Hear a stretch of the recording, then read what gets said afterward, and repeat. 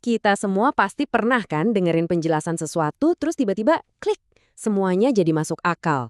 Nah, itu bukan kebetulan loh.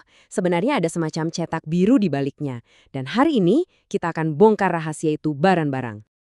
Oke, biar nggak kelamaan, kita langsung coba aja. Misalnya ada pertanyaan ini, gimana sih tsunami itu bisa terjadi? Coba deh, perhatiin baik-baik alur penjelasan singkat berikut ini ya. Semuanya dimulai dari dasar laut. Ada guncangan yang dahsyat banget, entah itu gempa atau letusan gunung api. Nah, guncangan ini bikin lempeng bumi di bawah sana patah atau bergeser. Dan akibatnya, jutaan ton air laut jadi kedorong ke atas dalam sekejap.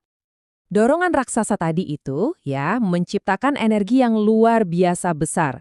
Energi inilah yang kemudian jadi gelombang super kuat yang melesat melintasi samudra. Kecepatannya bisa secepat pesawat jet loh. Jadi ini bukan ombak biasa yang kita lihat di pantai. Ini tuh energi murni yang lagi bergerak. Nah, pas gelombang ini mulai deketin pantai, disinilah bagian dramatisnya. Karena airnya makin dangkal, gelombangnya jadi melambat. Tapi semua energi yang tadi kekunci itu justru mendorong airnya ke atas. Jadilah dinding air raksasa yang siap menghantam daratan. Begitu ceritanya. Gimana? Penjelasan barusan kerasa runut dan gampang banget dicerna kan? Nah, kejelasan itu sama sekali bukan kebetulan. Anda sebenarnya baru aja ngelihat sebuah pola yang sangat kuat sedang bekerja di depan mata Anda. Dan inilah dia dalangnya, teks eksplanasi. Ini adalah sebuah format tulisan yang emang dirancang khusus untuk ngejawab dua pertanyaan paling penting, bagaimana sebuah proses itu terjadi, dan mengapa hal itu bisa terjadi. Inilah cetak biru rahasia di balik pemahaman yang mendalam. Dan yang bikin ini makin keren, cetak biru yang sehebat ini ternyata cuma dibangun oleh 3 bagian utama. Yap, cuma 3. Coba deh kita bedah bareng-bareng.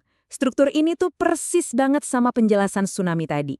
Pertama, ada pernyataan umum yang fungsinya ngenalin topik. Apa sih tsunami itu? Terus yang kedua, deretan penjelas. Nah, ini jantungnya. Di sini kita jelasin urutan sebab akibatnya, dari lempeng yang geser sampai gelombang terbentuk. Dan terakhir, interpretasi, yang isinya kesimpulan atau dampak dari semua proses tadi. Jadi, gampangnya ingat aja ini. Pernyataan awal diikuti urutan proses, lalu ditutup dengan simpulan. Alur yang logis banget dan bikin otak kita puas. Sesederhana itu. Tapi, inilah fondasi dari setiap penjelasan yang hebat. Oke, cetak birunya udah kita pegang. Sekarang, yuk kita intip isi kotak peralatannya.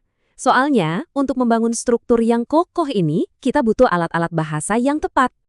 Alat pertama namanya konjungsi kausalitas. Anggap aja ini kayak lem super yang nyambungin antara sebab dan akibat. Kata-kata kayak karena, sebab, oleh karena itu, ini tuh kayak penanda yang bilang ke kita, perhatiin ya, ini nih penyebabnya dan ini hasilnya. Alat berikutnya, konjungsi kronologis. Nah, kalau yang tadi fokus ngejelasin mengapa, yang ini tugasnya jadi pemandu kita untuk ngikutin alur bagaimana sebuah proses terjadi. Kata-kata kayak lalu, kemudian, dan pada akhirnya, ini ngebangun rel kereta yang jelas, langkah demi langkah, jadi kita nggak bakal kesasar. Tentu aja masih ada alat lain di kotak ini. Ada istilah-istilah teknis yang presisi, ada informasi yang wajib faktual dan ilmiah, nadanya pun harus objektif, nggak boleh ada opini pribadi. Oh, dan sering juga pakai kalimat pasif. Kenapa? Biar fokus kita itu ke fenomenanya, bukan ke siapa yang nulis. Nah, disinilah semuanya jadi jauh lebih menarik.